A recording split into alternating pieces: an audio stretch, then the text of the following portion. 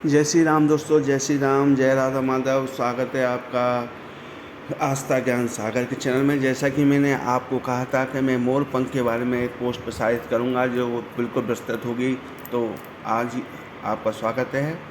तो आइए जानते हैं मोर पंख के बारे में। तो दोस्तों, मोर एक बहुत ही रहस्यमय प्राणी समझा जाता है, माना जाता है सदियों से। तो आखिर मोर पंख में ऐसा क्या है, ऐसी क्या चीज़ है जो मोर पंख को विशेष बनाती है। तो ज्योतिष में मोर पंख में काफ़ी महत्वपूर्ण माना जाता है। साथ ही इसे नवग्रह का प्रतीक भी कहा जाता है। इसी के पंख की सहायता से कुंडली के दोषों के साथ घर में वास्तु दोष को भी दूर किया जा सकता है। ऐसा माना जाता है कि मोर का पंख अपने आसपास रखने से नकारात्मक शक्तियों का प्रभाव कम हो जाता है। इससे आपके पास नकारात्मक शक्तियाँ नहीं आती हैं। तो इसलिए ज्योतिष शास्त्र में मोर का उपयोग, पंख का उपयोग बहुत ज़्यादा बताया गया है। तो हिंदू धर्म में भी मोर पंख का उपयोग बहुत ही महत्वपूर्ण माना जाता है, क्योंकि यह मोर पंख भगवान श्री कृष्ण लगाते थे और भगवान गणेश जी की भी है, भगवान कार्तिक जी भी है, इंद्रदेव की है, माता सरस्वती की है। ये भी मोर पंखों को बहुत पसंद करते थे। हमारे देवी देवताओं ने मोर के पंख को लगाए गए हैं। मोर पंख के रखने से घर के सारे अमंगल दूर हो जाते हैं। ठीक है, ऐसा माना जाता है कि मंदिर में मोर पंख रखकर अगर प्रतिदिन पूजा करने से धन की देवी श्री लक्ष्मी प्रसन्न होती है और आपको घर में धन का आगमन होता है, वो धन का आपको आशीर्वाद देती हैं। तो अब मोर के पंख के और क्या क्या फ़ायदे हो सकते हैं। आपके वैवाहिक जीवन में मधुरता लाने के लिए आप मोर पंख का यूज कर सकते हो। उसके लिए आपको जो जातक है उसको मोर पंख को अपने बेडरूम में बांसुरी के साथ रखना होता है, जिससे अगर आप अपने बेडरूम में मोर के पंख को बांसुरी के साथ रखोगे तो इससे आपके वैवाहिक जीवन में सुखदायी होगा, सुख आएगा। दूसरे, अगर आपके घर में पैसा नहीं टिकता है तो आपका मोर पंख को आपको अपने घर में ज़रूर से ज़रूर रखना चाहिए। आपको बता देंगे, घर के दक्षिण दिशा में तिजोरी में रखकर उसे एक मोर पंख को रख दें। वास्तु के नियम के अनुसार घर में धन की कमी आपके कभी नहीं आएगी, कभी आपके घर में धन की कमी नहीं आएगी। बुरी नज़र से अगर आपको बचना हो तो उस मोर के पंख को चांदी की एक ताबीज में डालकर अपने बच्चे को या किसी उस व्यक्ति को जिसको नज़र बार बार लगती है, बार बार नज़र दोष लगता है, उसको आप पहना दें। इससे भी नज़र नहीं लगेगी। तो मोर क्या है। मोर एक बहुत खूबसूरत पंछी है। ज्योतिष, वास्तु, धर्म, पुराण संस्कृति में मोर का बहुत ही ज़्यादा महत्व बताया गया है। मोर, मयूर, आप पिकॉक कुछ भी कह लें। उसके बाद में और भी कुछ बातें हैं जो हमें आपको बता देते हैं।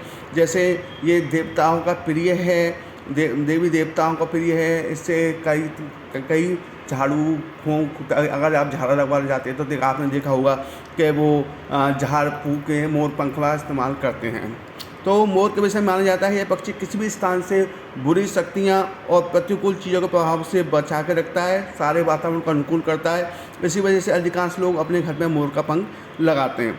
मोर की पंख की जितना महत्व इसका भारत देश में है, शायद अन्य देश के लोगों के लिए भी है, हो सकता है या होगा, ये हम ज़रूर बताएंगे आपको।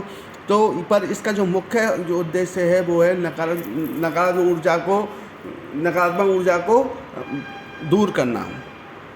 तो अगर मैं ग्रीक पौराणिकता के बारे में बात करूं तो मोर का जो ग्रीक सभ्यता में इसको यूज़ किया है, उसको हीरा के साथ संबंधित किया गया है। मान्यता के अनुसार ऑर्गस जो था, उनका जो देवता था, इसकी 100 आंखें थी, उसको हीरा ने मोर की रचना की थी। इसी वजह से ग्रीक के जो लोग हैं मोर के पंखों को स्वर्ग और सितारों की निगाहों के साथ जोड़ते हैं। हिंदू धर्म में मोर की धन की देवी लक्ष्मी और विद्या की देवी सरस्वती के साथ जोड़ के देखा जाता है। लक्ष्मी सौभाग्य, खुशहाली और धन धान्य व संपत्ति के लिए पूजी जाती है और मोर के पंखों का प्रयोग लक्ष्मी की इन्हीं विशेषताओं को हासिल करने के लिए किया जाता है। मोर पंख को बांसुरी के साथ रखने पर घर में रिश्तों में प्रेम में रस घुल जाता है। एशिया के बहुत सारे देश हैं जिसमें मोर का पंख अध्ययन के साथ ये साबित किया गया है कि क्वान पिन, जो कि आध्यात्म का प्रतीक है, मोर से इसका खास रिश्ता माना गया है। क्वान यिन प्रेम, प्रतिष्ठा, धीरज, स्नेह का सूचक है। तो अगर आपके वैवाहिक जीवन में भी तनाव है तो आप अपने कंठ पर मोर पंख रख सकते हैं। इससे आपके पति पत्नी के बीच प्यार बढ़ता है। शत्रुता समाप्त करनी हो तो शत्रु तंग कर रहा हो तो मोर पंख पर हनुमान जी के मस्तक से सिंदूर से उस शत्रु का नाम मंगलवार या शनिवार रात में लेकर उसे घर की पूजा के स्तर पर रख दें। सुबह उठकर उसे चलते पानी में प्रभावित कर दें। देखो, ये उपाय हैं। ये अगर आप करना चाहें तो करें, नहीं करना चाहें तो आपकी मर्जी है। ये सिर्फ जानकारी के तौर पे आपको बताया जा रहा है। मेरा उद्देश्य किसी तरह का विश्वास को फैलाने का नहीं है।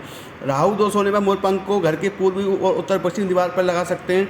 अगर आपके घर में कोई मोर पंख है, आपके घर में कोई बुरी शक्ति प्रवेश नहीं कर पाती तो नहीं कर पाएगी, यह आपके घर के नकारात्मक ऊर्जा और बुरी शक्तियों को दूर कर देगा।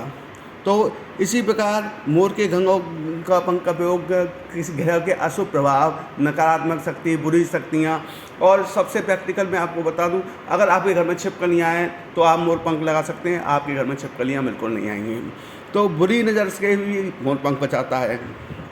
तो आप क्या करें, घर के मुख्य द्वार पर 3 मोर पंख लगा कर ओम द्वारपालाय नमः लिख के ओम द्वारपालाय नमः जागृह स्थापय स्वाहा मंत्र लिखें और नीचे गणेश जी की मूर्ति लगा सकते हैं। इससे भी आपको बहुत लाभ होगा। तो ये थे मोर पंख के बहुत सारे रहस्य।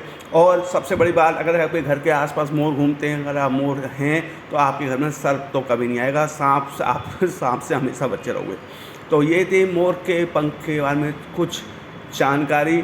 आशा करता हूँ कि आपको समझ में आई होगी, आपको इससे आप लाभ उठा पाएंगे। अगर आपको पसंद आई तो आप ज़रूर से कमेंट करें।